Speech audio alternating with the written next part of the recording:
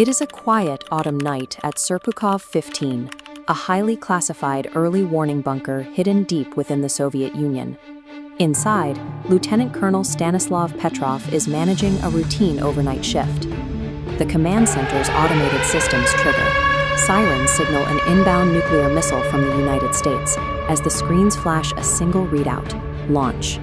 The base's central computer explicitly confirms the launch data, removing any room for algorithmic doubt. Every sensor readout designates the threat with the system's highest reliability rating. Discipline briefly fractures inside the control room. Operators stare at the screens, waiting for their shift commander. Protocol dictates that Petrov must immediately alert Soviet High Command so they can authorize a retaliatory strike. Petrov has roughly 10 minutes to verify the end of the world.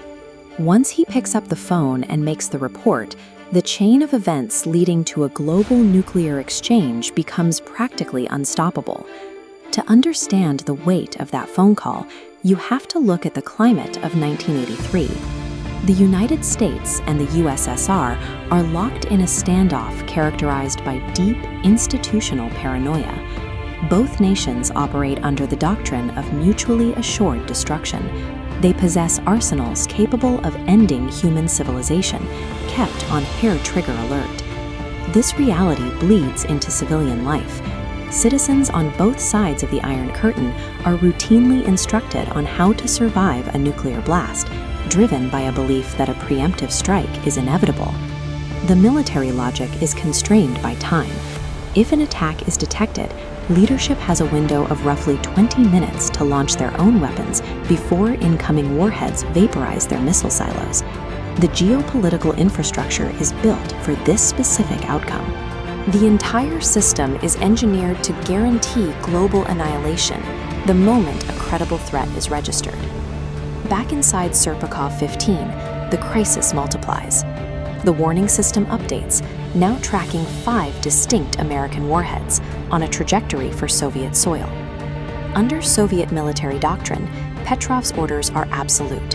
He is required to pass this warning up the chain of command as a confirmed strike. But he hesitates. He cross-references the satellite data with ground-based radar systems. These radars, which scan the horizon rather than looking down from orbit, are completely clear. They detect nothing in the sky. He also weighs the strategic logic of the attack. If the United States were launching a preemptive strike to disable the Soviet Union, they would send thousands of missiles to cripple their opponent, not just 5. Despite the border arms and his strict training, Petrov makes a choice. He trusts his own reasoning over the explicit output of a multi-billion-dollar automated defense network and logs the alarm as a system malfunction. The false alarm originated from the Soviet OKO satellite network, the most advanced early warning technology the military had ever deployed. These satellites use sensitive infrared sensors to detect rocket heat, but on this night, a rare alignment occurred. Orbiting directly over high-altitude clouds at sunset, intense sunlight bounced off the vapor and reflected upward, striking the sensors with a massive spike of thermal radiation. This concentrated glare matched the heat profile of an American missile leaving the atmosphere. The system, designed to prevent a nuclear mistake, had fabricated a doomsday scenario out of nothing but sunlight and atmospheric vapor. Inside the bunker, the alarms continued to wail. Petrov and his officers stand in silence as the flight window closes, waiting to see if their reasoning was correct, or if the missiles will hit. The predicted impact time arrives, and then it passes. The ground-based radar remains clear. The sirens eventually cease, and the bunker returns to a dead, heavy quiet.